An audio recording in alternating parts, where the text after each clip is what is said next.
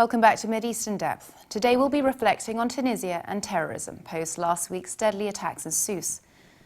Bassam Bounenni writes in Lebanon's Daily Star that Tunisia has become the largest source of foreign fighters joining extremist groups in Syria and Iraq, creating a grim Tunisian terrorism exception when compared to other countries.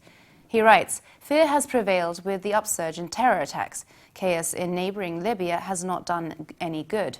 Quite the contrary, a substantial number of Tunisians are thought to be involved in terrorist activities there and are mainly affiliated with ISIS." He asks what might explain the exponential growth in the number of Tunisian fighters in terrorist groups. Ben Ali's legacy is certainly far-reaching, yet this argument raises far more questions than straight answers about Tunisia's terrorism exception. He adds, in fact, of all the Arab countries that have been shaken by popular upheavals since 2011, Tunisia managed to limit the damages. This makes its transition away from dictatorial rule the only hopeful democratic and peaceful sign in an otherwise tumultuous region. He continues, Tunisia witnessed some homegrown attacks in the past. In April 2002, 19 tourists were killed when a gas truck crashed into a wall surrounding a synagogue on the island of Djerba. Al-Qaeda claimed that attack. In January 2007, gun battles erupted between security forces and extremists in Solomon, southeast of Tunis. He concludes, to guard against this threat, a national front is needed. In addition, further international assistance seems more than vital.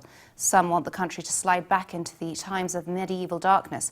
Others, on the contrary, want it to become the most recent dictatorship to emerge in the Arab world. Nabila Ramdani comments in The Guardian that nowadays any vengeful inadequate can claim a link with global terror. All it takes is a selfie and a flag for instant international infamy. The writer reflects on the terrorist attacks committed in Grenoble and Tunisia last week. Neither man had a criminal record, and each was described by friends and neighbours as normal. They were thought to be self-radicalized rather than members of a wider cell. She continues, in a few minutes of pure evil, vengeful inadequates harbouring grudges go from being complete unknowns to internationally infamous killers. Their characters and motivations picked over endlessly as people tried to explain their demonic behaviour.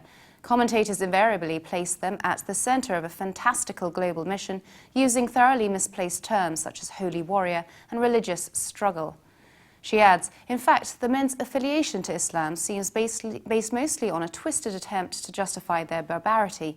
By vaguely attaching themselves to the greater cause, they feel their nihilism somehow has a purpose, that there is a reason for their cowardly championing of death and destruction. She concludes, by making a connection between deranged antisocial individuals and overwhelmingly moderate communities, politicians play along with the warped media myths, which are the lifeblood of micro-terrorists, just as news websites that post regular images of ISIS beheadings and other executions provide the group with some of its best propaganda. So sensationalist portrayals of the lone wolves will ensure that many more will emerge to take the places of those killed or imprisoned. For more updates, please visit levant.tv. And subscribe to Mideast in Depth on iTunes.